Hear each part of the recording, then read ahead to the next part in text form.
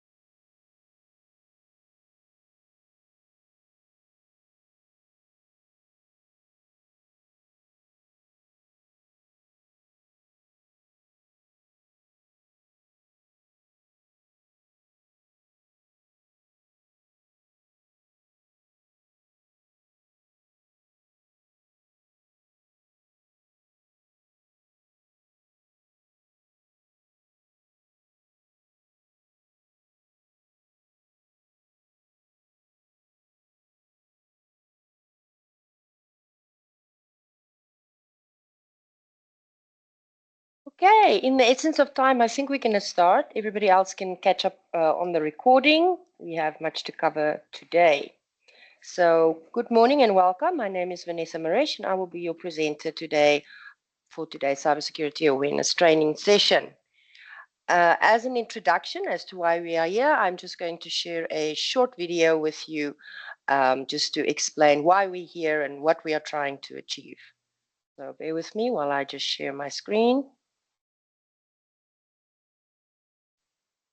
If anybody has any issues seeing my screen or hearing the sound, just let me know in the chat.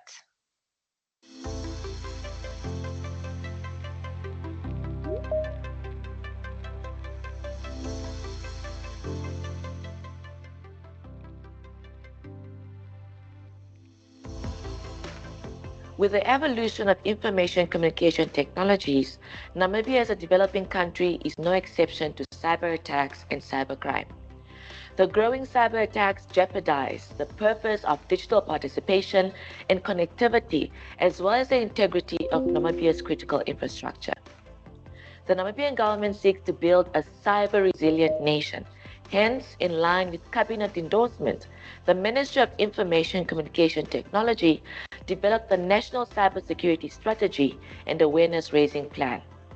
The purpose of the awareness creation is to empower the nation's citizens with the knowledge and skills to make informed decisions when faced with potential cybercriminal activities, whether in general or at the workplace. The national document is a step towards building cybersecurity resilience and digital security to enable an innovative Namibia and attainment of social and economic growth. With this plan, the nation is prepared to respond effectively to the threats or attacks on network systems and services. Namibia will reap benefits and economic opportunities presented by the use of ICTs on the condition that the country's citizens are ready, capable, and vigilant against the threats that include phishing attacks, ransomware, cyberbullying, and child online vulnerability. The National Cybersecurity Strategy and Awareness Raising Plan helps to safeguard the citizens' privacy, educate and create awareness to safeguard the national critical information infrastructure, as well as ensure collaboration on cybersecurity to continuously improve the safety of vulnerable groups in the cyberspace. The scourge of cybercrime has the potential to negatively impact the nation's ability to achieve its developmental objectives. Namibia has encountered a rise in incidents of misuse of available internet platforms by criminals to carry out cyber attacks. These growing cyber threats disturb the purpose of digital participation and connectivity, as well as the integrity of our national critical information infrastructure. It is for this reason that the Ministry of Information and Communication Technology, in collaboration with South Essential Information Technology, is hosting a series of awareness creation sessions for the Namibian nation. I therefore urge you all to join the ministry and South Essentials efforts to participate in the sessions in order to be equipped with the necessary skills in order to be safe on the internet, protect our nation's critical infrastructure, and make informed decisions should you fall victim or help those who fall victims to cyber attacks. Sound is a cloud service provider, and we are 20. Right, I'm not going to make you watch the whole video. Let's jump into our session today. So please, just as a reminder, these sessions are supposed to be interactive, so you are more than welcome to unmute yourself, make a comment, ask a question, make a suggestion. You really, these sessions are supposed to be interactive, so please feel free to engage with us. Do note that you might need to unmute yourself and just accept the Microsoft privacy policy to be able to participate and unmute yourself. All right, so let's jump into today's session. Today's session is all about prevention and resilience to cybersecurity threats. So we're going to do a quick recap of last week just to see what we learned last week. We know that we learn best by repetition, so we'll just recap it. Then we're going to have a look at passwords. Unfortunately, passwords are still a necessary evil in our lives as the biometric identification is becoming more accurate and more reliable. We'll see more and more of that coming through, but up to that point where my Samsung tablet recognizes my face in the morning as well as in the evening, we'll be still stuck with passwords for a while. Then we're going to have a look at links. Links are one of the main vectors or ways that the criminals lure us into giving our personal information or entering our credentials and exposing ourselves and putting ourselves or our organizations at risk. Then we're also going to spend some time on multi-factor authentication. MFA, multi-factor or two-factor authentication, stops over 95% of cyber attacks. So this is not just pertaining to your work account. Hopefully your organization has implemented multi-factor authentication. This also pertains to all your social media accounts. When we get to passwords, we'll start to understand why MFA is so important to us, even though we have a strong, unique password. We're going to spend a little bit of time on scams, then we'll do activity and a Q&A. And remember, there will be a test at the end, so please do pay attention. So just to recap, we looked in last session, we spoke about personal information, what it is, and why the criminals are after it, why they so desperately want our personal information. We said personal information is any information that can be used to identify you as an individual. So even seemingly unrelated things like your pet's name or your daughter's birthday, that is all personal information, and that can all be used in a cyber attack. So unfortunately, our personal information is all over the internet as well as all over social media. But fortunately, there's a way we can protect ourselves, like with strong passwords, multi-factor authentication, and being vigilant and aware of the signs so that our personal information cannot be used in cyber attacks. Well, they can try, but that's a different story. Then a key component here is we are in together teamwork. I must tell you that just talking to each other, bouncing ideas and pieces of communication coming our way with our colleagues, with our friends, with our family is already a very powerful way. Just getting somebody else's opinion, saying, "Hey, did you get this thing on WhatsApp? Do you think this is legit? Do we contact the sender of it? What do we do?" Just that conversation that you can have with people already will make you much more resilient. Then beware of social media. It is a fact that we are more and more required to be online, so there's no getting away from it. For us to progress as a society, as businesses, as individuals, we have to be on social media. I know some people hate it, but it's a necessary evil as well. This is how business decisions are made. Is people research us on the internet and they follow us on social media. So we have to be there, but we can be there safe, and that's what we're going to teach you in these sessions, is how to be safe on social media as well. And then finally, if it's too good to be true, it probably is. A key takeaway of these sessions is that you are the last line of defense. So please be vigilant. Your organization can have the best hardware and software, the best antivirus, the best anti-malware out there. It is you doing the clicking. It is you downloading the software or malware. At the end of the day, if it's a 0-day attack, then your organization, your business is at the mercy of what you do. And that's why we say you're the last line of defense. And everyone can go do themselves a favor. If they have Netflix, please go and watch 0-day to understand how serious this can actually become. Okay, so we've got some top 10 cybersecurity vulnerabilities on the screen there. I appreciate it's a little bit blurry. So what I'll do is I'm just going to put it in the chat for you guys as well, just so you can open it up on your side. I saw there was a comment on the chat. Hi, team. No presentation from my end. I do apologize for that. It's probably internet on your side. You can always try to leave the call and join again.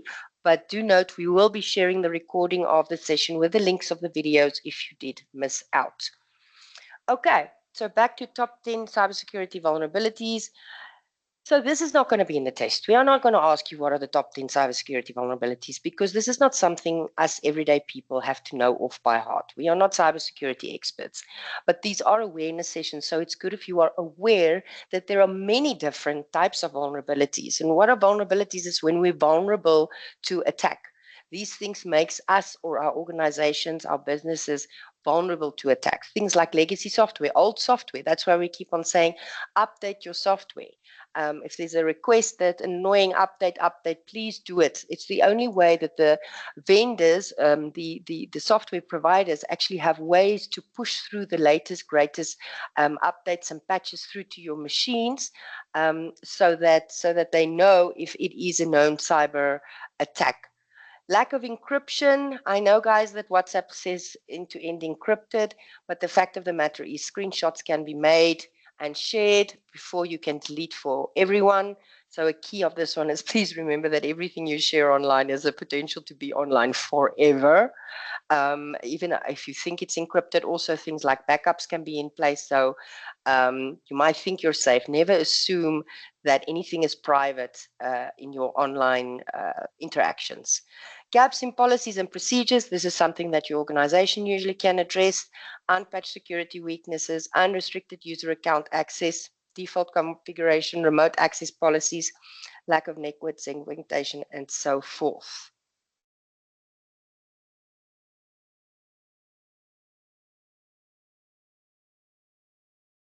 All right, the same goes for common types of cyber attacks. Again, we're not expecting you to know these off by heart, just to create an awareness so that you are aware that there are many different kinds of cyber attacks that can be performed. So there's just like there's many different ways for us doing business or doing our work or doing our school, whatever it is. There's many different ways that the criminals can actually exploit us or our systems. Again, if it's blurry, I am putting the shots for you, the screenshots for you in the chat. So, Josie, please can you leave? Sorry, I'm just attending to something in the chat. Can you please leave and join again and see if that doesn't solve your presentation viewing issues, please? Because no one else is reporting it. So maybe it's internet on your side. If you could kindly leave and join again and see if that doesn't improve your situation, please. Thank you. Okay, so thank you. The common types of cyber attacks is malware. We'll spend a bit of time on malware. This is malicious software. Phishing probably is the top attack vector currently. That's why our last 4 sessions that we're going to be doing are going to be focused on phishing. But we also have other scenarios like man in the middle, denial of service, SQL injection, zero-day exploit. We'll talk about zero-day a bit more, and DNS tunneling. Now, this to me and you most of the time might just sound like Greek. And like I said, this will not be in the test, but it's good for you to know that there's many different ways that the bad guys can get to us. So let's talk a little bit about links. Links are supposed to be making our lives easier. And as with anything that's supposed to be making our lives easier, the criminals will try to capitalize on that.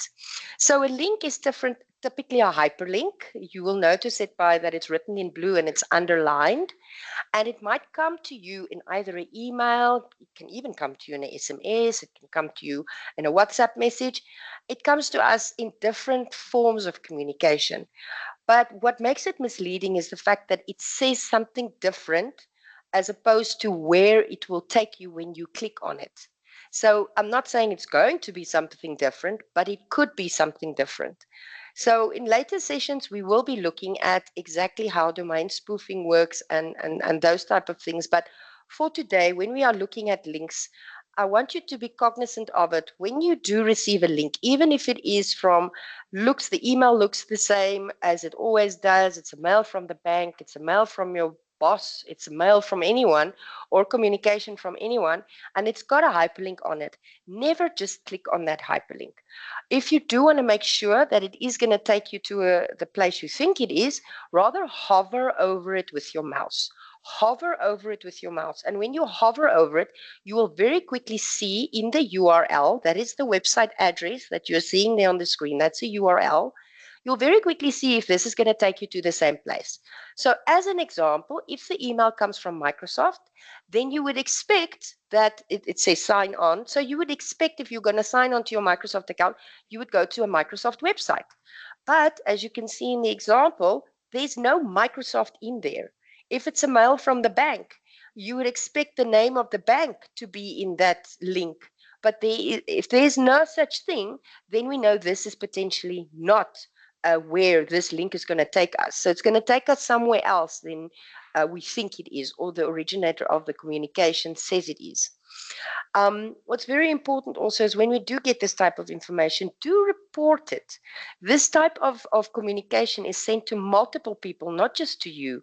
And if you just delete it and you don't report it, or you don't let the person who sent it or you think send it to you know about it, then the scam or this crime is just going to affect more and more people. So we have to report this message. If it's coming from a trusted supplier or someone you usually work from, a NAM port, a NAM power, a NAM water, a NAM whatever it is, and it gives you that link and you hover over it and you see, but this is not going to take me to the NAM power, NAM port, NAM water, whatever website. Phone the people and say, listen, I've received an email from you, or forward it to someone in the organization. Do not just reply on the email, because that email probably is coming from a criminal. It is coming from a criminal if it's got a different URL or different website link in there. So please report and don't just let the information stay with you, because you are inadvertently making the problem worse.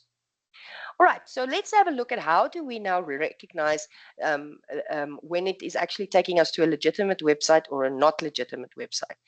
These type of attacks usually are used in what we call a credential harvest. It's harvesting our credentials.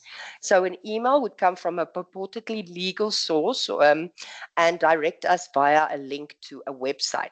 So what the criminals typically do is they go create a beautiful fake website that looks exactly the same. They've purchased a domain, which there is a small difference in the spelling maybe, and then we are fooled into thinking this is the actual website that we are going to. But there are clues for us to pay attention to as to is this the actual website or not. So usually, and I can almost say almost, when you are interacting with a legitimate organization, I'm talking about banks, I'm talking about Netflix, I'm talking about Amazon, AliExpress, I'm talking about Microsoft, everything. If it's a legitimate website, especially if there's financial transactions, it will have a S in the website address, HTTPS. S stands for secure. So this costs extra money for organizations. It costs extra money for organizations to make their websites secure. And most of the criminals couldn't be bothered with that because they know we don't pay attention to the S. But now we're learning today that we should pay attention to the S. So if there is no S, it's already big warning bell in your head that this is not the legitimate or real website. So we want to look for that S in the HTTPS, which tells us it's secure. And then usually there'll be a little lock sign. There's going to be a little lock sign over here, which also tells us it's secure.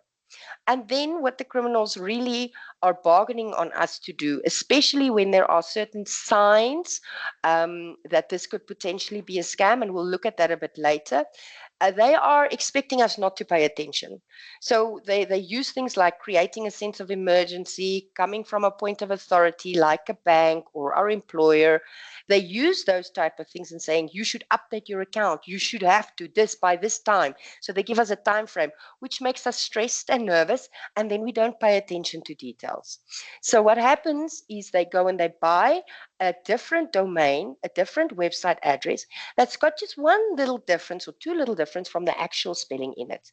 So in this example of Standard Bank, you see that website is spelled .cam and not .com.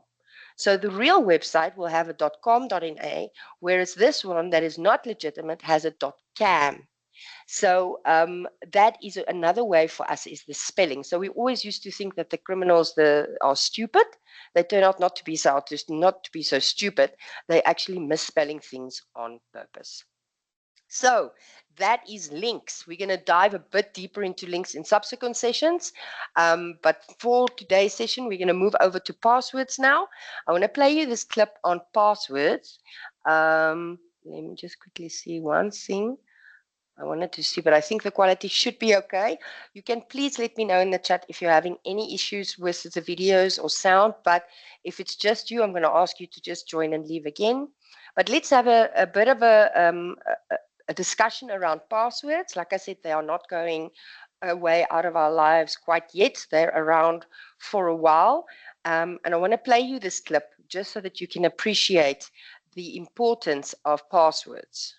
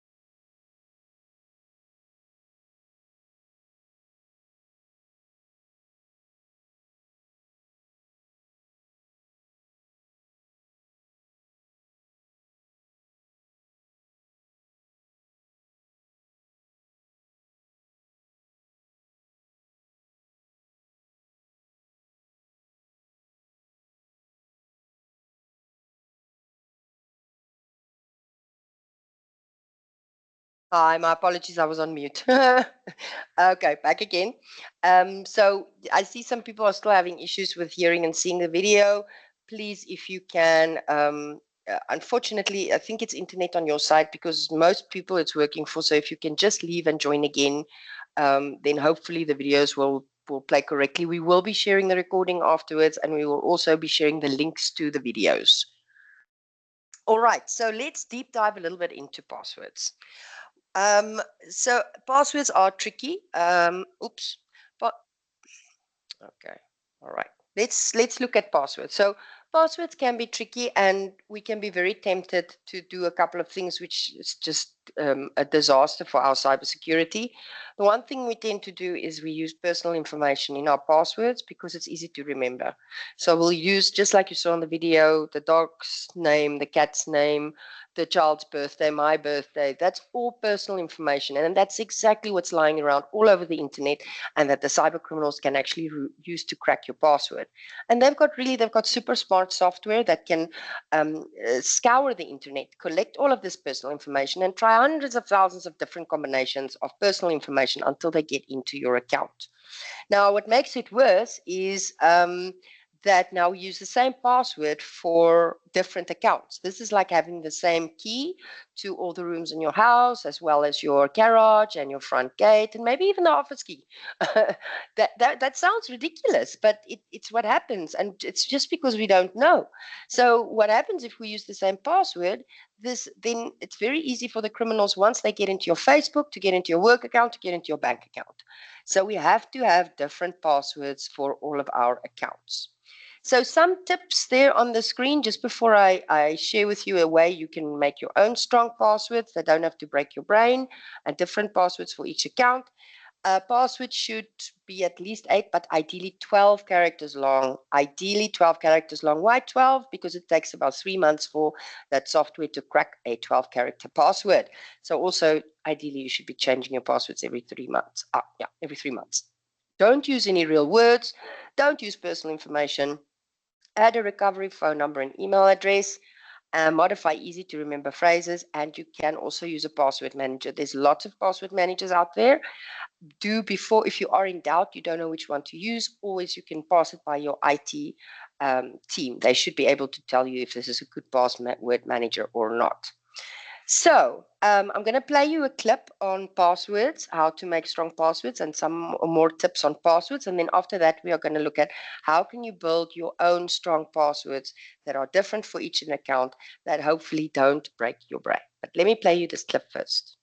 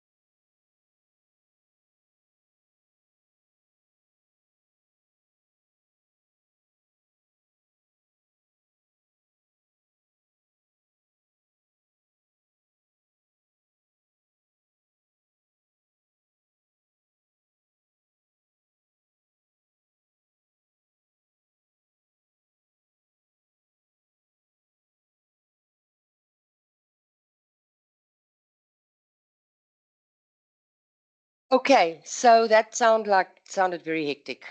So I've developed a bit of a, well, for me it works better, so I'm going to share it with you. Maybe it'll work for you as well.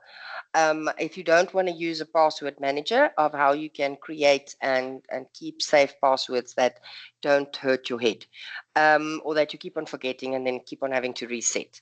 So what I recommend you do is that you develop a key for yourself. This key you can put anywhere. You can have it on your notes, on your mobile phone. You can even write it down, because the key is useless without the other part of association that's going to happen in your head.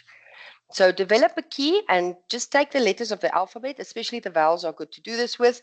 Write it down. So say every time from now on, when I have an E in my password, it's going to become a 3. When I have a 5 in my password, when I have an S, it's going to become a 5.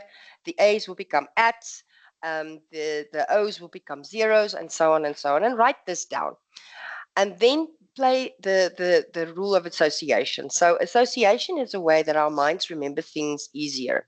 So when you are having to, hopefully after today, if you've got personal information or you've got the same password, want to go and change your accounts, if you your passwords on your accounts, then play the game of association. So for example, if it is Standard Bank, if I think of Standard Bank, then I think of dark blue.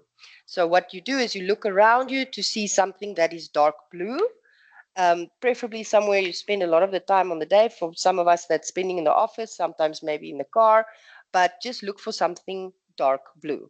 And I, for example, I am seeing a dark blue bottle in front of me, dark blue bottle. So all I now do is with dark blue bottle is I substitute the vowels that I wrote in my little key with the numbers or the special characters. And then I end up with a super strong long password that's I've got my key to just apply it. So next time I need to go put it in, I look around and say, what did Standard Bank or remind me of? Reminded me of dark blue bottle, and I apply that. And so you do for each of your online accounts. I know it sounds very painful, and in the beginning it is a little bit painful, but believe me, you get into the habit very quickly, and hopefully we won't be stuck with passwords for the rest of our lives. So, key takeaway for today, don't use personal information in your passwords. Next, we get to multi-factor authentication. We will, in later sessions, we'll take you through how to set up exactly multi-factor authentication on all your online accounts, because you have to have it set up, please. Like I said, it stops over 95% of cybersecurity attacks or cyber attacks. So MFA is just a third layer of verification of your identity. So usually it's your email address or your username, then it's your password, and finally it is a code that you receive either on SMS, or you can also have the multi-factor authenticator app installed on your phone. I can really recommend that you do that, because it will generate a unique code I think it's every 20 to 30 seconds or something like that. So every time, and this is not every single time you need to log in. If you are keep staying logged into your Facebook from a browser, it's not going to ask you every time you go there. But what it does is they do detect if you're trying to sign in from a different browser or a different location, and then it's going to ask you for that code. So I can really recommend the multi-factor authentication app. Just make sure that you are using or downloading the correct app, because unfortunately some apps are also passing through the security and the verification of the online app stores and iStores and all of that. So it is unfortunately a reality that we are faced with, that you have to really verify that you have the right app. What I'll do is I'll also put the icon of the correct application for you in the chat, so that when you do go to your iStore or App Store or whatever store you are wanting to download this app from, that you do actually have the correct one. So please try to use the MFA app. It will just make your life easier. Otherwise, they will ask you if they want to receive an SMS or an email. Now, guys, on your Google account, please don't put your Gmail as the verification email for your Gmail, because that's going to just put you in a very nasty loop going round and around and around of you can't get into your Gmail to get your verification code to be able to get into your Gmail. Round and around we go. So try rather to use your mobile phone number, or the very best way to use MFA is through the Authenticator app. Please make sure that you put Authenticator on MFA. You can find it on under your security or settings on all your social media and all your online accounts. It is critical that we have that put on. Okay. Okay, so let's move on. All right, so next up, I'm going to play you a video on scams. Now, I'm calling them scams, but they're actually crimes, something that we tend to forget, and we get frustrated here in Namibia because when we go and we want to report a crime to the police, they don't always understand or properly how to handle it when it's cybercrime. And guys, it's because we don't actually report these things. If we reported these as crimes and not just treated them as scams and, oh, I've been scammed, I'm embarrassed, I don't even want to tell anyone, if we treated it like actual crimes, then it might not have been such a big problem because then the police would be much more aware that this stuff is going on at such a high frequency. And we would also warn other people about it. But we tend to think that this is a scam. I've been scammed. I can't tell anybody I was so stupid. It's not about being stupid. If you were attacked in the street and your handbag was stolen or your wallet was stolen out of your jacket pocket, these are all crimes and you should report all of them to the police. So please be vigilant of scams or these crimes. And I'm going to play you one. I think artificial intelligence is a very hot topic right now. Everywhere in the world, everybody's using AI tools. And I always like to just explain to people it's the same concept. I'm going to Pupkowitz Megabuild. I want to buy a hammer. The cashier at Megabuild doesn't know if I'm going to use the hammer to hit somebody on the head or if I'm going to hammer a nail in the wall. It's the same with any technology and tools. Whoever you're getting it from or whatever tool you're using, they don't know if you're going to be using it to commit crimes or to do good things or just to do your work. So don't see technology or tools as negative. It's the people using it for bad purposes. But let me play you one, and I think everybody needs to especially be vigilant about these AI deepfakes because it is happening more and more.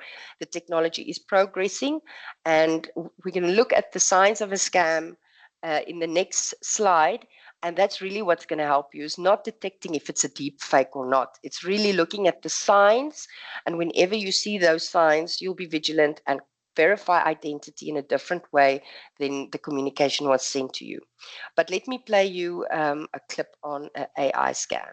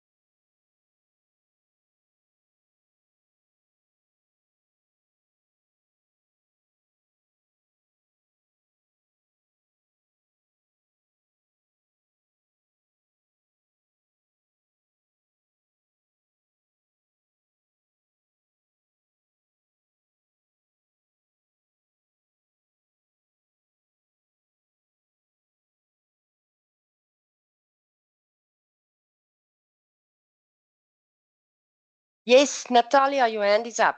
Do you have a question?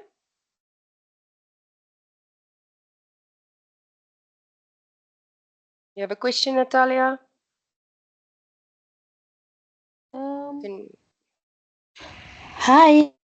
Okay, now Hi. I can hear you. I wanted to tell you that I can't hear you. No, You can't hear I can hear me you or the now. video. Oh, you couldn't hear me. The video, I couldn't hear the video. It was just like on mute. Everything went silent. So Okay. thank you. I can now. Okay. If you Thank you. do continue to experience sound or image problems on the videos, please, I will share the links on an email afterwards. If you are All having right. a bit of a wobbly internet on your side, it can affect how the video is playing on your side. But I promise we'll do an email with all the links of the video so you can review. Okay. Thank you. Okay.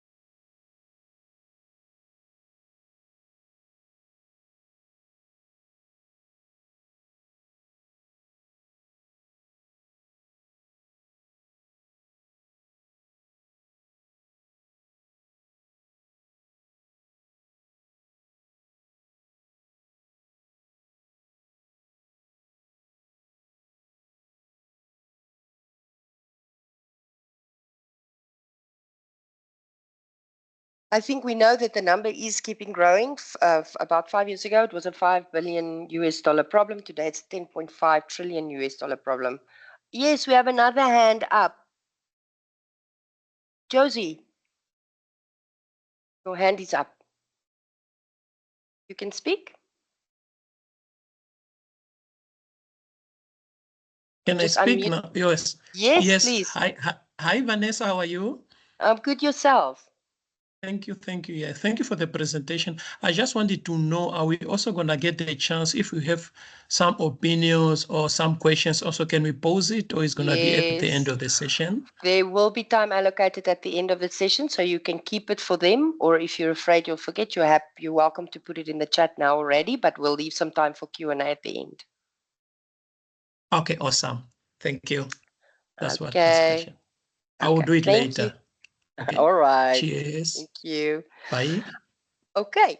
So next up is the signs of a scam. So for us, normal human beings, not cybersecurity professionals, we are never going to understand all the intricacies of how cybercrime is committed. But if we do know what are the signs that this is a potential crime or a scam, then we are already halfway there. We're halfway there by recognizing the signs, and the other half is there by how we react to it.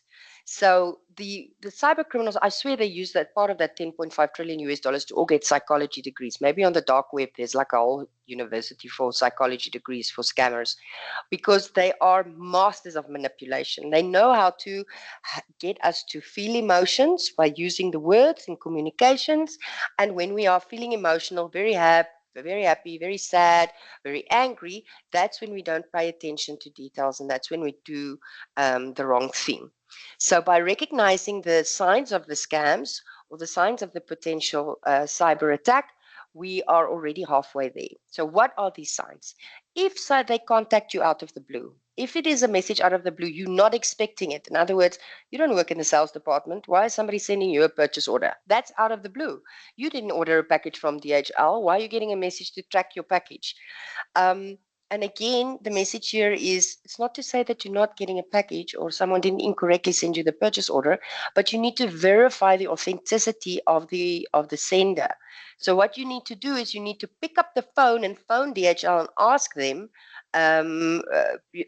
is there a package for me? I just received an email. Or if you phone the person at whichever company, did you just send me a purchase order? Do you know about it? Because again, if we don't contact people, then the scammers or the criminals will just keep on getting away with this. So anything out of the blue, which is not the part of your day-to-day or even your week-to-week, this is something that is potentially a crime or a scam. If it's an emergency, they love this one. If it's an emergency, quickly do it. You'll lose access to your account. Change your password, otherwise you'll lose access. Do you notice how they are trying to make you feel stressed? You have to do this quickly or within a certain time frame, otherwise you lose. And loss makes us feel sad or angry or depressed. So they're riding on that emergency, that time frame. And also, if we act quickly, then we're not paying attention to details. We're not mindful of what's going on. Then if they ask for your personal information, anything. Now, unfortunately, what's been happening in our country, a lot of our personal information is already sitting in the dark web, available to be used in the kill chain or in a social engineering attack. So they've already got our ID numbers, our credit card numbers, our house addresses, all of that. So when they're asking you or when they're giving you personal information, hi, I'm sending you a message from the bank. Is your ID number XYZ? And do you still live at blah, blah, blah? Just because they have your personal information doesn't mean it's legitimate. So whenever there's personal information involved, you will verify in a different way that it's coming to you. So if you're receiving an email, you'll pick up the phone and make a phone call to verify, is this really you? Then if there's money involved, whenever there's money involved, I can almost guarantee you 90% of the time it's a scam or a crime. And it doesn't have to be tangible money. If it's something like you have won a hamper of $1,000 worth $1,000, you've won 2 pairs of shoes at Tiki Town, or you can enter a competition to win. Whenever there's money involved, again, not to say this doesn't exist, it's not real, but you have to verify because the digital world is not like the physical world. We don't have all our senses with us, so we do need to verify. Then, if they tell you to keep it a secret, shh. That's also a sign. And then if it's too good to be true. I would really love to believe that I've got a great grandfather in Scotland who left me a loch at the or a villa at the loch or whatever the case may be, but unfortunately it could be too good to be true. Again, not saying that it's not true, but then I will do my research and find out if it is true before I react to that. So next up, we're going to do an activity. I will also put this activity for you in the chat for in case the wording is a little bit small, you're struggling to read it. And I welcome you to use the chat, unmute yourself, answer. This is an activity to test your knowledge. So this is how it goes. You get a WhatsApp. It says, hey, mom, it's me. Or maybe, hey, dad, it's me. I got a new number. You can delete the old one. So mom or dad says, which me is it? It says, your oldest and cutest child, smiley, smiling. I got a new iPhone and I'm still busy transferring everything. Good luck, says mom or dad. I have a little problem that I can't solve. Can you help me with it? What is it, honey? I just got to work, but can message for the next half an hour or chat if you need to. So the kid says, well, because of the new device, I have to transfer all the apps, but the banking app has put a 48-hour security on the app due to fraud. All nice, but I have to pay 2 payments. It's very annoying because I can't do anything about it. Could you please pay it for me and I'll return the money as soon as possible? Sorry to bother you with this. What are the signs that this is a scam or a potential crime? What are the signs in that message? Please use the chat or unmute yourself and give us the signs.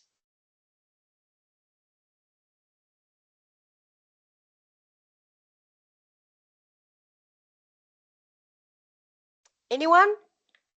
Just looked at what the signs are. What are the signs in that message?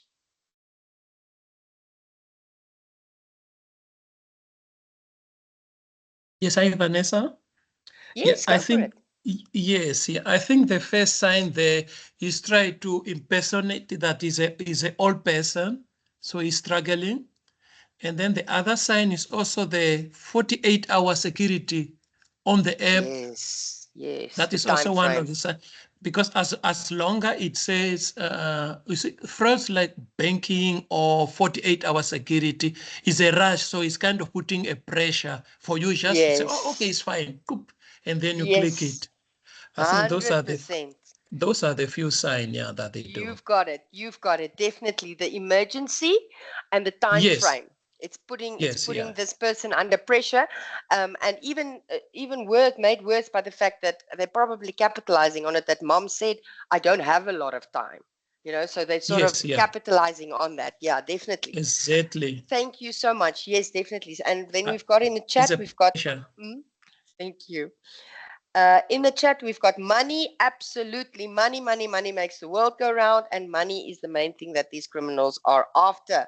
And then your cutest and oldest child. Yes, it is vague. It's not giving any names. The identity is a bit obscured here. Thank you so much. Definitely the time, the rushing, the emergency, the fact that there's money involved, and the obscurity of the identity. Definitely. So maybe I can just quickly ask, what do we do in this instance if you are the receiver of this WhatsApp message? What do you do?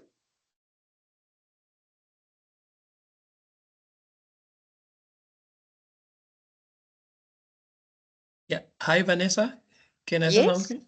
Yes, you can. Yeah, for me, yeah, for me, okay, I do manage services and so on. I will do my introduction later. For me, what I like to do sometimes, I like to make fun of them. So I kind of give them a wrong,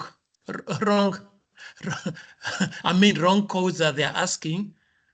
So just for them to continue, or sometimes I just say, no, I don't have time. Thank you. Bye. Sometimes that's what I do that.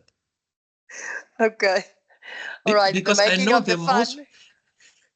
yes, the most frustration of the hackers and scammers is when they realize that instead of them playing you, you are already actually busy playing them. Okay, Okay. that's one Yes. of the things. Yes, you can do that. There's always a bit of a risk in that by engaging more and more with them, you might even end up giving them inadvertently some more personal information. But I know of a lot of people that actually do like to play with the scammers.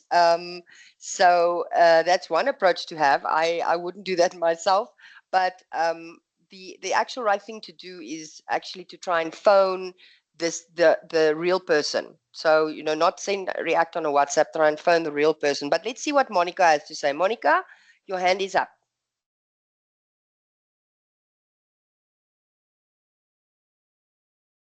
Yes, I see we had that from Kansi. Call the other number, to confirm. Yes, definitely. Call them offline to confirm the activity, 100%.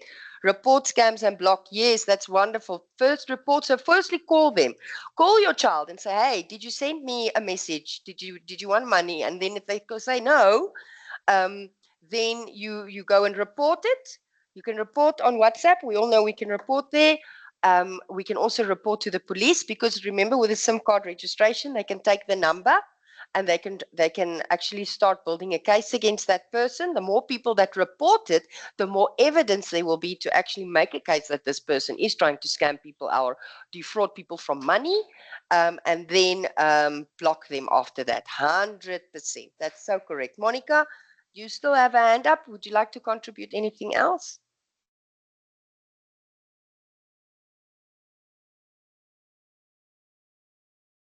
Okay, maybe Monica's having a problem unmuting herself, but thanks, team. Those are the correct answers.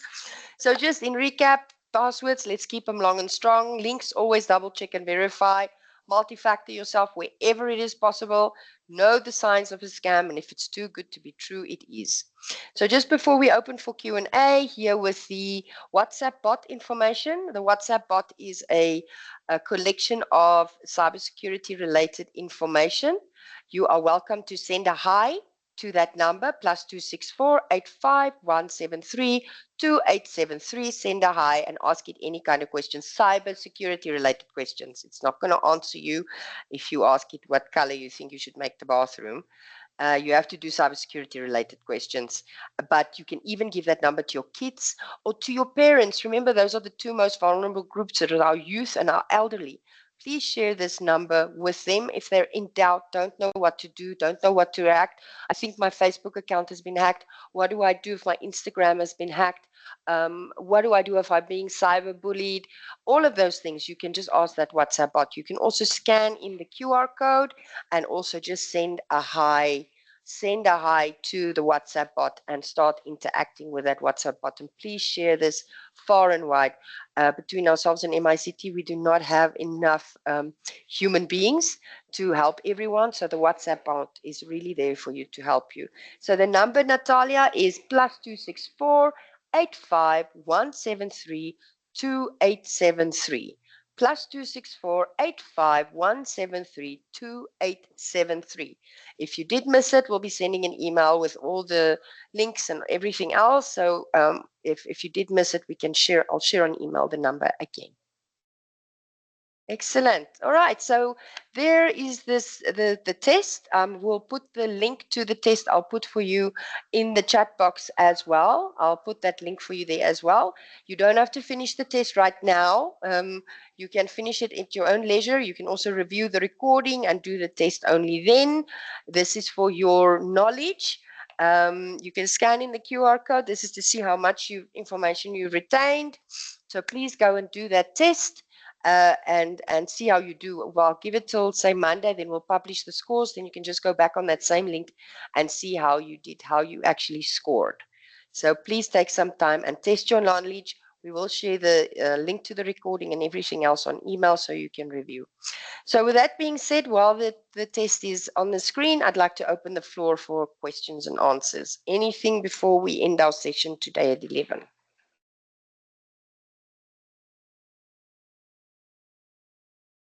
Natalia, I see there's actually 2 hands up from your side.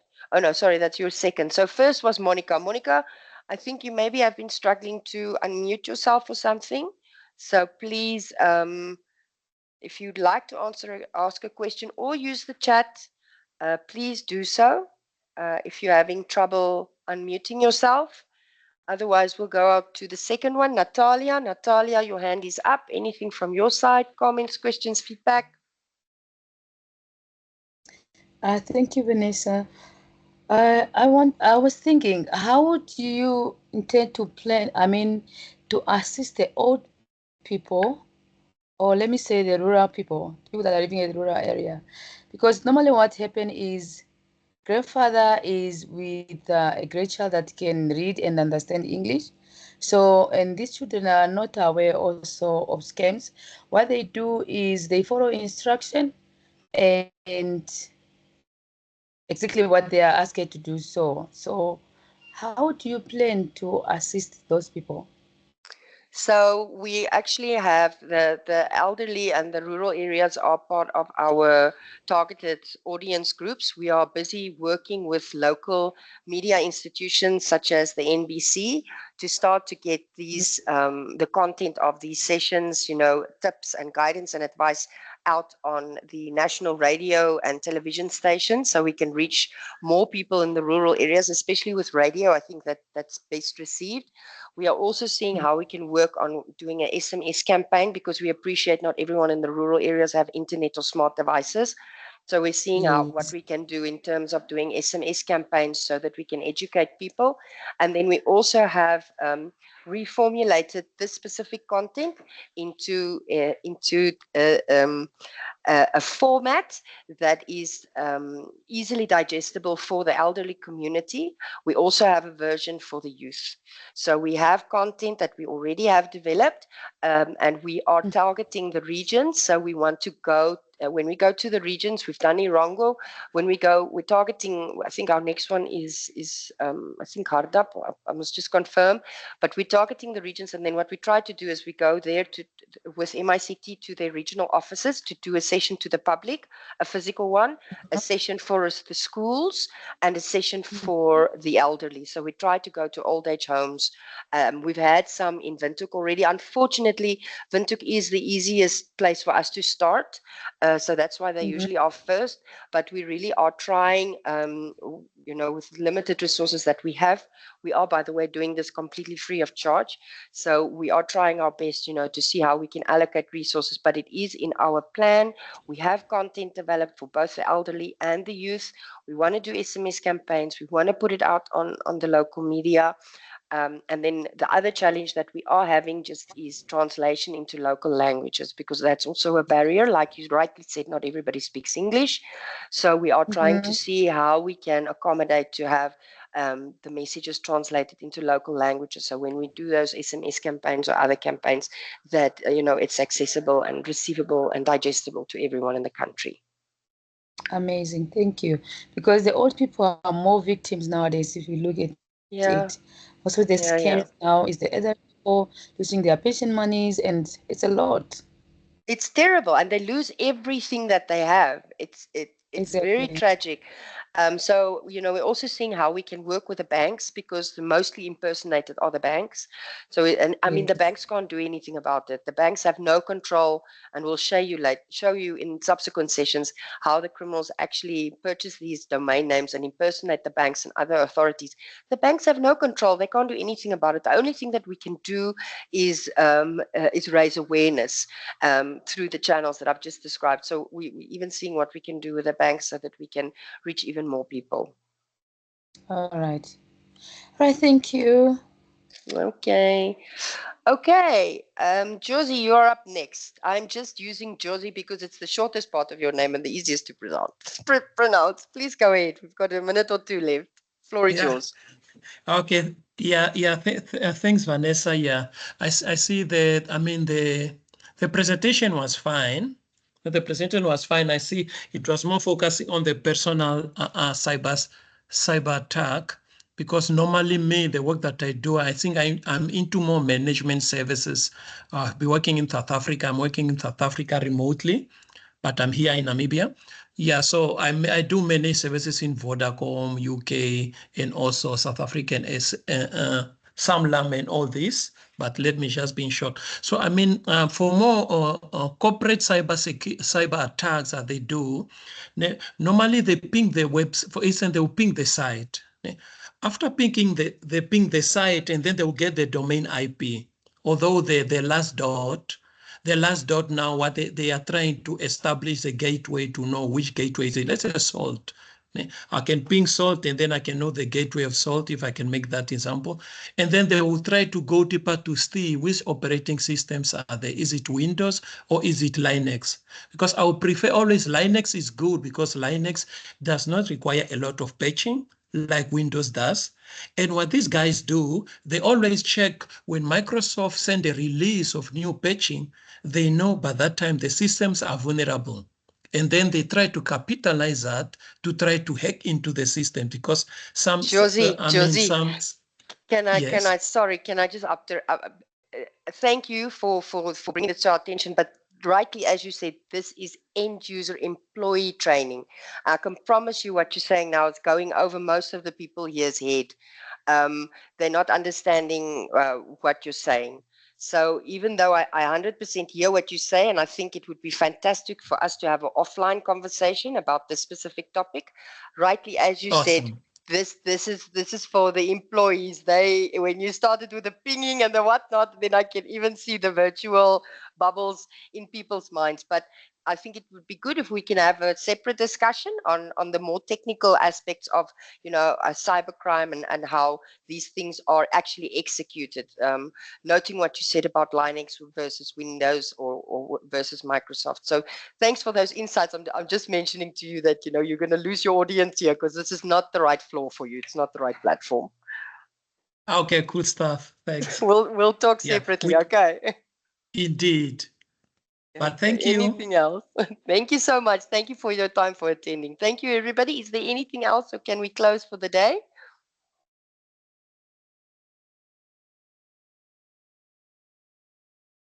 Okay, I think that's good. Josie, we'll connect offline.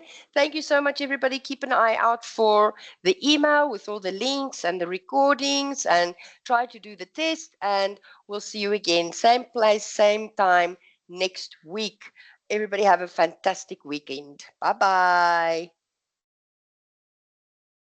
Bye. Bye.